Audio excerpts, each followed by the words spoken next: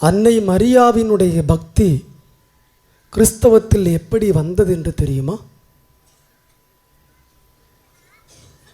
சொன்னீங்கன்னா 10,000 ரூபா பரிசு.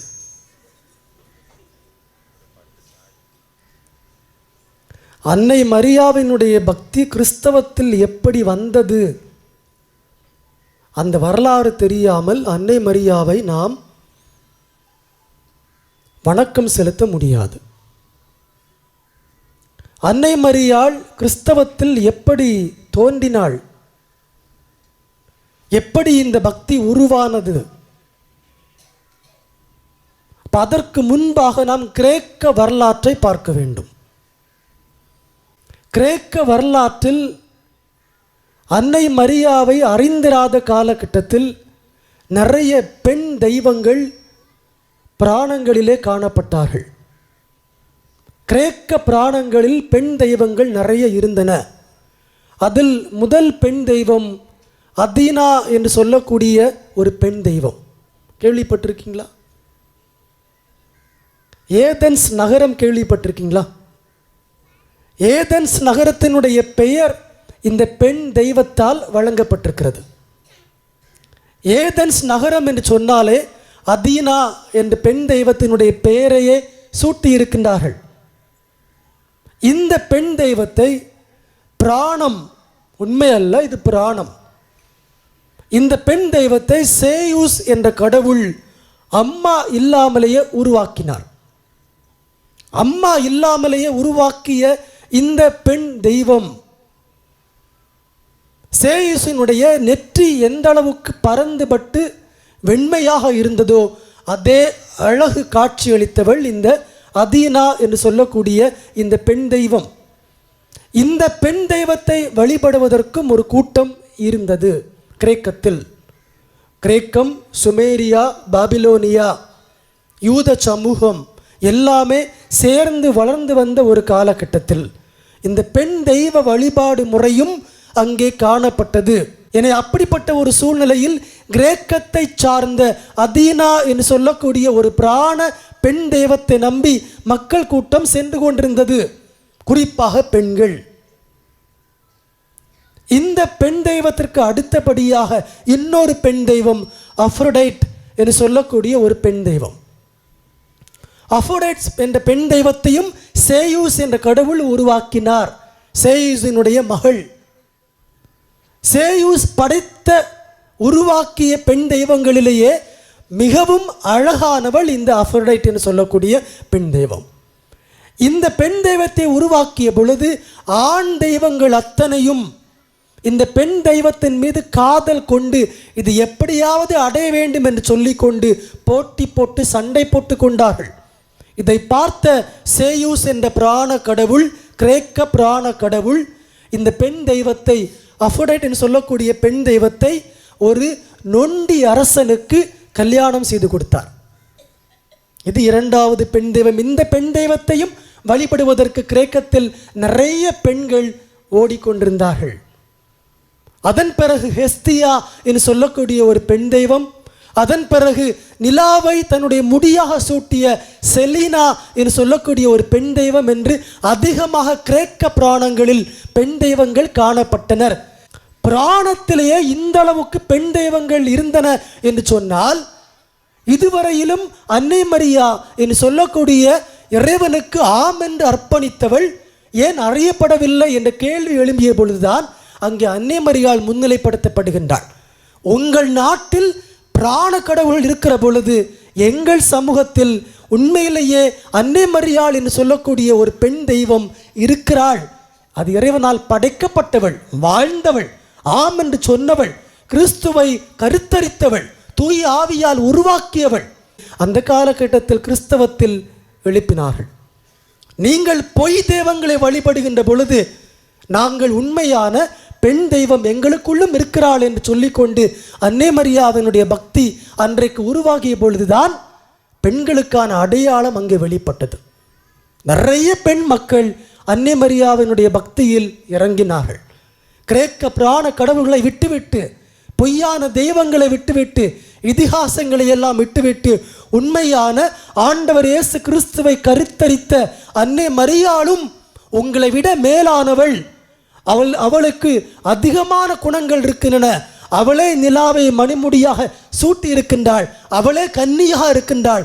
உங்கள் நாட்டில் காணப்படக்கூடிய அத்தனை பெண் தெய்வங்களை விடவும் எங்கள் நாட்டில் அதிகமான உண்மையாக கன்னியாக இறைவனுக்கு அர்ப்பணமாக வாழ்ந்த அன்னை மரியாளும் இருக்கிறாள் என்ற உண்மையை மக்கள் சொன்ன பொழுது அங்கே அன்னை மரியாவுக்கென்று தனித்துவமான பக்தி உருவானது.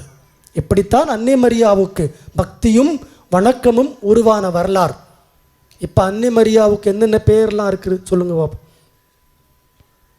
ஆரோக்கிய அன்னை, வேற சகாய மாதா, ஃபாத்திமா அன்னை, லூர்து அன்னை, வேளாங்கண்ணி அன்னை, அலங்கார மாதா அன்னை, கல்யாண மாதா அன்னை, மின்னல் மாதா அன்னை, மலையடிவார மாதா அன்னை, நிறைய அன்னை வேறு வேறு பெயர்களில் காணப்படுகின்றாள். அன்னை ஒருத்தி தானேம்மா, அன்னை ஒருத்தி தானே. நீங்கள் ஆரோக்கிய மாதா இந்த குருசடியிலையும் ஜெபிச்சாலும் அந்த அன்னை ஒரே மாதிரியாக தான் இருப்பாள், அப்படி தானே. நீங்கள் லூர்து வெளிநாட்டிற்கு போனாலும் அந்த அன்னை ஒரே மாதிரி தான் உங்களுக்கு செவி சாய்ப்பாள். நீங்கள் கன்னியாகுமரியில் போனாலும் அந்த அன்னை ஒரே மாதிரியாக தான் செவி சாய்ப்பாள். நீங்கள் எந்த கோயிலுக்கு போனாலும் அன்னை மரியாள் ஒன்று. கரெக்டு தானேம்மா?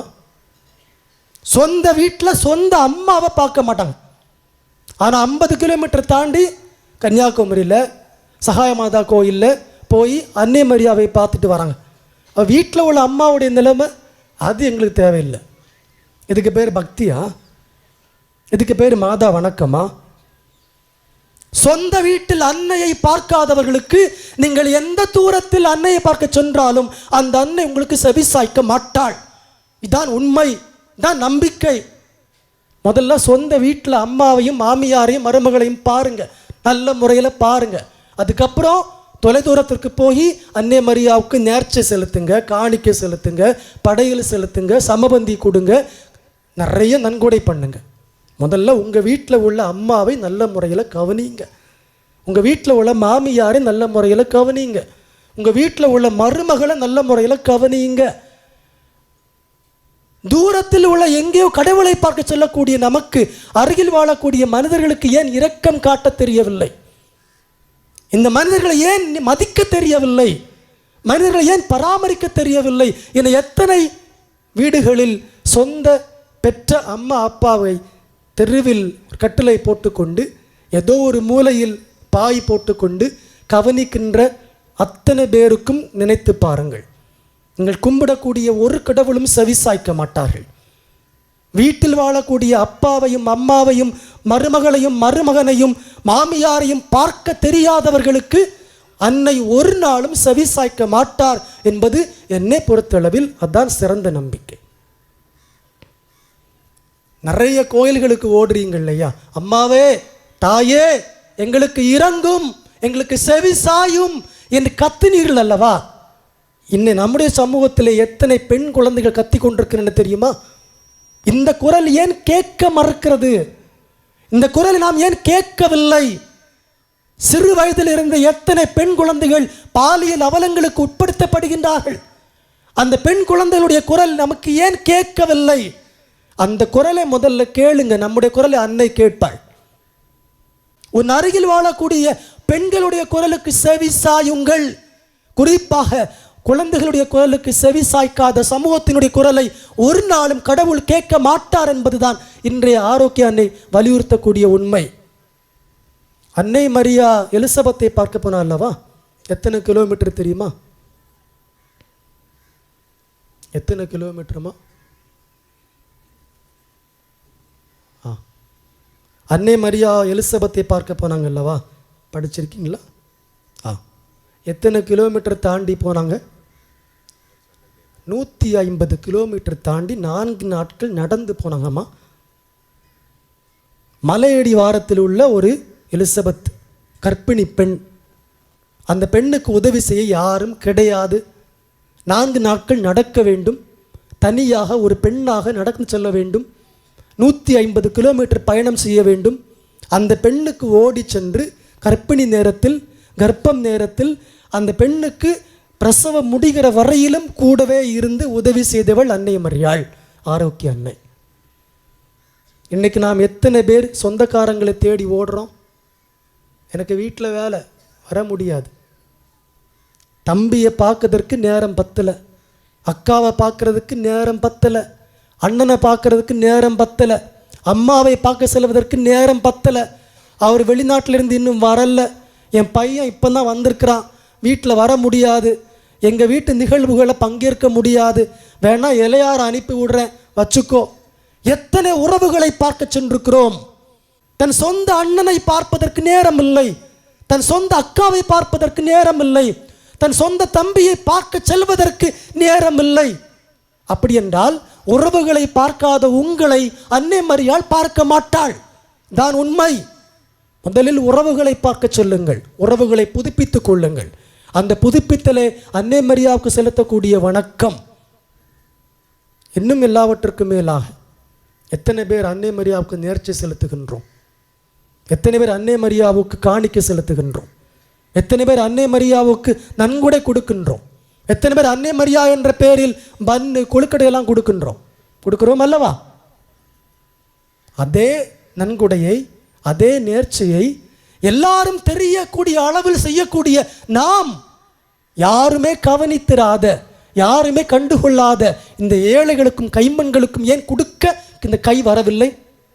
நமது ஊரிலே கைம்பெண்கள் உண்டு, நமது ஊரிலே ஏழைகள் உண்டு, யாருமே பார்த்திராத முதியவர்களும் உண்டு, கவனித்திராத முதியவர்களும் உண்டு. ஆனால் அவங்கெல்லாம் பார்க்க மாட்டோம். ஊர் அறிய, உலகம் அறிய, இந்த நாடு அறிய சமபந்தியையும் கொண்டாட்டங்களையும் நேர்ச்சைகளையும் நிறைய படைகளையும் செலுத்திக் கொண்டே இருப்போம். எதற்காக? அன்னை மரியாள் பார்ப்புவா என்று சொல்வதற்காகவா? நீங்கள் ஊர் அறிய செய்யக்கூடிய இந்த நேர்ச்சியை யாருமே அறியாத, யாருமே கவனித்திராத ஏழைகளுக்கு செய்யுங்கள். இந்த கடவுள், இந்த மூவர் கடவுள் எல்லாவற்றையும் பார்ப்பார், உங்களுக்கு ஆசீர்வாதத்தை கொடுப்பார். எல்லாரும் பார்க்கும்படியாக நற்செயல்களை செய்யாதீர்கள், அது இறைவனுக்கு பிடித்திராத ஒன்று. யாருமே பார்த்திடாத முதியவர்களுக்கு செய்யுங்கள், யாருமே கவனித்திடாத கைம்பெண்களுக்கு செய்யுங்கள், யாருமே கண்டுகொள்ளாத பாதிக்கப்பட்ட மக்களுக்கு செய்யுங்கள். அதான் சிறந்த வணக்கம், சிறந்த பக்தி, சிறந்த செயல்பாடு. நான் ஒரு கடைக்கு போயிருந்தேன், கொஞ்சம் பேரிச்சம்பழம் வாங்கணும் கடைக்கு போயிருந்தேன். அந்த கடையில் ஒரு அம்மா அப்பா ஒரு சின்ன குழந்தை ஷாப்பிங் வராங்க. அப்போ அந்த வந்த உடனே அந்த அம்மா ஒன்றும் பார்க்கல, ஒரு பாக்கெட் குர்குரு, ஒரு பாக்கெட் லேஸ், ஒரு பாக்கெட் அது பிஸ்கெட்டு எல்லாம் வாங்கி போட்டுட்டு குழந்தைக்கு என்னது தொங்க போட்டுருக்கக்கூடிய எல்லா சாக்லேட்டும் வாங்கி கொடுத்துட்டு கிளம்புறாங்க. இந்த அம்மாவை நான் என்ன சொல்ல முடியும் சொல்லுங்க? இதுக்கு பேர் என்ன? குழந்தை வளர்ப்பா? நல்ல உணவுகளை கொடுக்காத தாய் எப்படி ஆரோக்கிய அன்னையை வழிபட முடியும்? ஆரோக்கியமான உணவுகளை சமைத்திராத அன்னை எப்படி ஆரோக்கிய அன்னைக்கு வணக்கம் செலுத்த முடியும்? நல்ல உணவுகளை பார்த்து பார்த்து செய்திராத குடும்பம் எப்படி ஆரோக்கிய அன்னைக்கு விசுவாசமாக இருக்க முடியும்? நம்ம சாப்பிடக்கூடிய உணவில் அத்தனையும் விஷம், குறிப்பாக பிராய்லர் கோழி, குறிப்பாக பரோட்டா, மைதா மாவில் கலந்த அத்தனை உணவுப் பொருட்களும் ஒரு சின்ன குழந்தையை கூட வயதுக்கு மிஞ்சினிய உடலாக மாற்றும். இன்னைக்கு 4 வயசில் 5 வயசில் ஒரு குழந்தை வயசுக்கு வர்றானா அதுக்கு முதல் காரணம் சாப்பிடக்கூடிய நொறுக்கு தீனிகளும் உணவுகளும் தான். ஆரோக்கிய அன்னைக்கு விழா எடுக்கக்கூடிய நமக்கு ஏன் ஆரோக்கியமான உணவுகளை குழந்தைகள் கொடுக்க தெரியவில்லை? நினைத்து பாருங்கள். முன்பொரு காலத்திலலாம் நம்முடைய வீட்டில் சமைக்காத உணவுகளே கிடையாது. ஒரு ஃபங்க்ஷன் வந்தால், ஒரு விழா வந்தால் வீடுகளில் அவ்வளவு பலகாரம் இருக்கும், அவ்வளோ பலகாரம் இருக்கும். சமைப்போம், உட்காந்து சமைப்போம். தெருவா வீடு வீடா அன்பியமா பக்கத்து வீடெலாம் சேர்ந்து அல்வாயெல்லாம் செய்வோம். அதெல்லாம் நடந்துச்சு. இன்னைக்கு சமைக்கலை, வீட்டில் ஹோட்டலில் போய் 40 புரோட்டா 50 புரோட்டா வாங்கி எல்லாரும் சேர்ந்து சாப்பிட்றது, நாசமாக போகிறது. முதல்ல உங்கள் வீட்டில் ஆரோக்கியத்தை நிலைநிறுத்துங்கள். சமூகத்தில் ஆரோக்கியத்தை நிலைநிறுத்துவோம். நம்முடைய பங்கு சமூகத்தில் ஆரோக்கியமான உணவும் ஆரோக்கியமான சூழலும் ஆரோக்கியமான காற்றும் இருக்கிறதா என்று உறுதிப்படுத்துவோம். நான் ஆரோக்கியமாக இருக்கிறேனா? இன்றைக்கு எத்தனை பெண்கள் ஆம்பளைங்க விளையாடுவாங்க விட்டுருவோம், பசங்க விளையாட போயிடுவாங்க விட்டுருவோம். இன்னைக்கு எத்தனை பெண்கள் ஆரோக்கியமாக உங்கள் உடலை வைத்திருக்கின்றீர்கள்? அதில் சுகரு, அட்டாக்கு, கால்வலி, முதுகுவலி, எல்லா வலியும் வந்து சேருது. இன்னைக்கு கல்லூரி படிக்கக்கூடிய மாணவ மாணவிகள் கல்லூரி முடிந்து வந்த உடனேயே செல்லை எடுக்க பார்க்குறது, ஸ்னாப்சாட்டு, இன்ஸ்டாகிராம், நோட்டிஃபிகேஷன், அதில் ஒரு வீடியோ, அதில் ஒரு 4 மணி நேரம் ரீல்ஸ் பார்த்துட்டு அப்படியே தூங்குறது. இது என்னங்க ஆரோக்கியம்? அன்னைக்கு கிடைக்கக்கூடிய வணக்கம் ஆரோக்கியம் அப்படியாக இருந்தாங்க. கிறிஸ்துவனுடைய பணி என்றால் முதலில் ஆரோக்கியத்தை ஆரோக்கியவரும் பங்கு சமூகத்தில் நிலைநிறுத்துவோம். ஒரு பங்கு சமூகமாக திட்டமிடுவோம். நம்முடைய தலைமுறை எப்படி உருவாக்கப்பட்டு கொண்டிருக்கிறது, என்ன ஆரோக்கியமான சூழல் இங்கே இருக்கிறது, கஞ்சா, கூலிப் எல்லாமே இங்கே இருக்கிறதா மாற்றுவோம். என்ன பண்ணலாம்? ஆரோக்கிய அன்னை மந்திரவாதி அல்ல. ஒரு பங்கு சமூகமாக நாம் என்ன செய்கின்றோம், நம்முடைய நிலைப்பாடு என்ன, நம்முடைய செயல்பாடுகள் என்ன, இதை பொறுத்து தான் ஆரோக்கிய அன்னையினுடைய ஆசீர் இந்த மண்ணிலே தங்கி இருக்கும். ஆமென்.